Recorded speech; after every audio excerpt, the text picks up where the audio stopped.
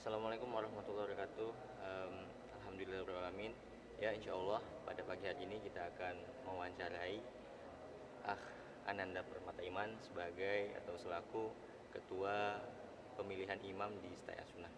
Ya, kepada apa? Assalamualaikum Waalaikumsalam warahmatullahi wabarakatuh. Gimana kabarnya? Alhamdulillah sehat. Alhamdulillah sehat.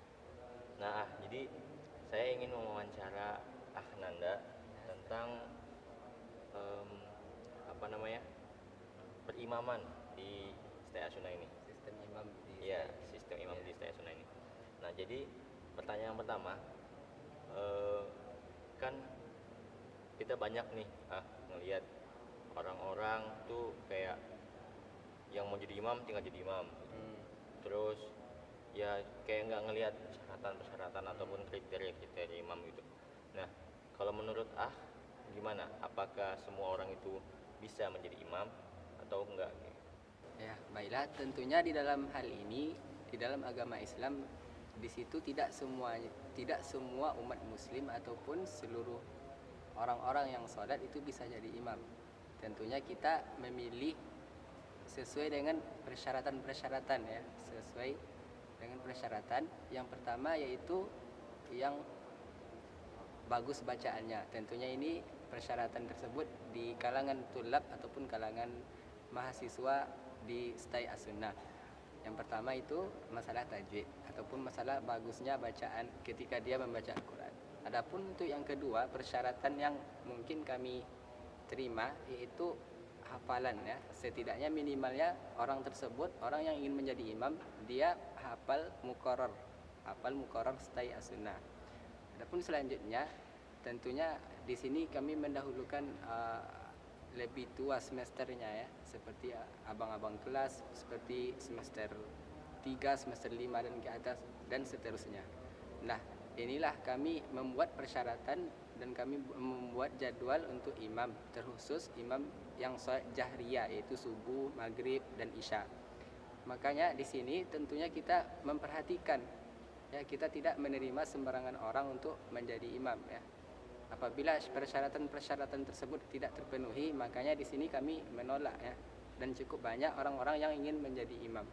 Terima kasih Nanda untuk jawaban yang pertama. Terus yang kedua, saya ingin menanyakan bahwa gimana misalnya nih ada dua orang, yang satu hafalannya bagus tapi tajwidnya kurang, terus yang kedua tajwidnya bagus tapi hafalannya kurang, mana yang kita dahulukan? Ya, baiklah. Tentunya dalam permasalahan ini nomor 2 lebih kami utamakan. Sebab karena nomor 2 ini dia tajwidnya bagus akan tetapi hafalannya kurang. Akan tetapi di sini kurangnya hafalan kita tengok dulu apakah kurangnya memang sama sekali tidak punya hafalan. Setidaknya dia memiliki hafalan 1 juz ataupun mukoror yang telah dihafalkannya.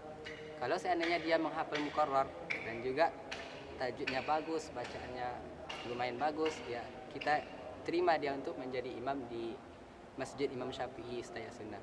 Akan tetapi kalau kita menengok di yang poin pertama tadi, yaitu orang yang dia banyak hafalannya, baik itu 30 juz, akan tetapi bacaannya kurang bagus, tajwidnya kurang enak didengar lagi itu kalau bahasa lembutnya, itu maaf ataupun kami tidak bisa menerima. Karena kenapa?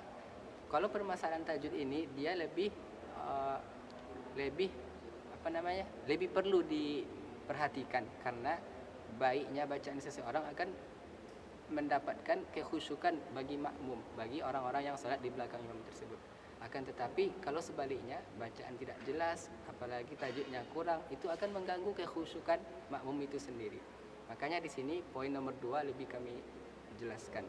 Dan adapun kalau umpamanya dia hafal 30 juz, banyak hafalannya, kita katakan, akan tetapi di sebagian dia menyebutkan huruf-huruf seperti huruf ain, huruf yang lainnya yang dia tidak semua tajwidnya kurang bagus, akan tetapi sebagiannya ada yang bermasalah. Ini tentunya kita terima juga untuk penghormatan ataupun karena dia lebih berhak juga untuk menjadi imam karena dia udah hafal Al-Quran. Oke, terima kasih kepada Nanda untuk pertanyaan kedua telah dijawab dengan baik. Terima kasih sekali. Dan yang terakhir nih, saya ingin bertanya yang terakhir, Mas Nanda. Kan ini oke lah di Staya Sunnah kan alhamdulillah kita punya mahasiswa-mahasiswa yang punya hafalan, bacaan tajwidnya Terus bagaimana dengan orang-orang di luar sana, Mas? Gitu. Mereka kan kalau kita di luar tuh kadang di masjid-masjid luar gitu kan, mereka mendahulukan orang-orang tua saja gitu. Iya. Padahal maaf ngomong itu kan ada orang tua tuh yang bacaannya tajwidnya kurang bagus, makhraj hurufnya kurang bagus gitu kan. Dan mungkin hafalannya juga malah minim gitu, cuma juz 30. Dan di belakangnya itu ada apa namanya? Anak muda yang hafalannya mungkin ada 1 juz 2 juz, dan bacaan tajwidnya lebih bagus karena mereka belajar tajwid gitu kan di pondok-pondok mereka gitu. Jadi menurut Mas kayak mana pendapat Mas tentang hal ini gitu? Apakah ini benar, salah, atau gimana lah opini Mas gitu? Baiklah, memang kalau kita menengok di kalangan masyarakat ataupun kalangan awam yang lain sebagainya, itu kita menemukan hal-hal yang seperti itu.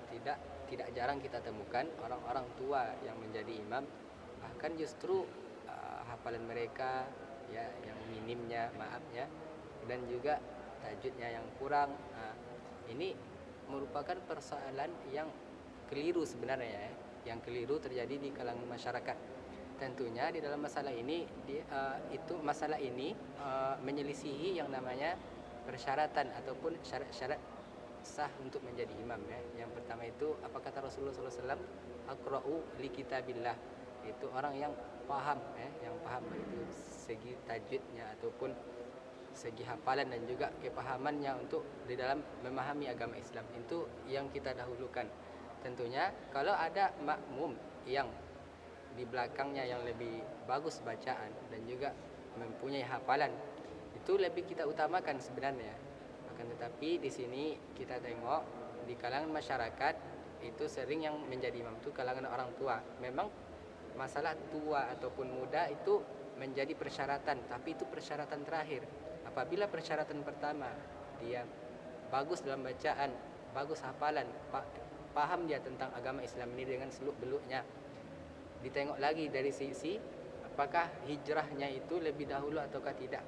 Dan pokoknya yang terakhir itu dari sisi tua ya, dari sisi umur. Memang di sini didahulukan orang-orang yang lebih tua ya.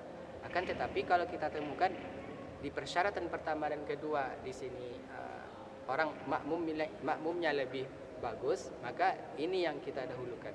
Nah, itulah kesalahan yang memang kita temukan ya. Itu memang suatu kesalahan yang keliru kita temukan di masyarakat. Nah, solusinya apa? Tentunya kalau umpamanya imam tersebut, kalau kita di sini dari sisi pendatang, kita datang di suatu masjid, di suatu masyarakat, dan memang kita tidak boleh langsung menjadi imam.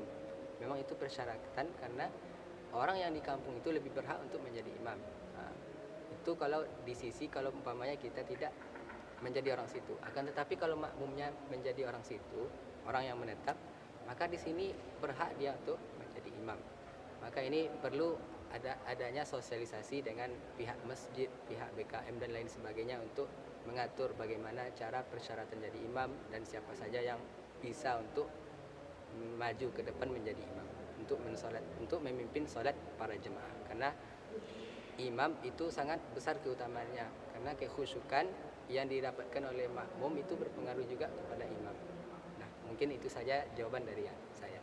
Oke, terima kasih kepada Nanda telah menjawab pertanyaan dari saya, dan mudah-mudahan hasil wawancara ini bisa bermanfaat bagi orang-orang di sana yang melihat video-video ini ya. Makasih Mas Hana sekali lagi. Ya, mudah-mudahan kita sehat selalu, dan saya akhiri wawancara pada hari ini dengan doa kafaratul majlis. Subhanakallahumma wa bihamdika asyhadu an la ilaha illa anta astaghfiruka wa atubu ilaik. Assalamualaikum warahmatullahi wabarakatuh.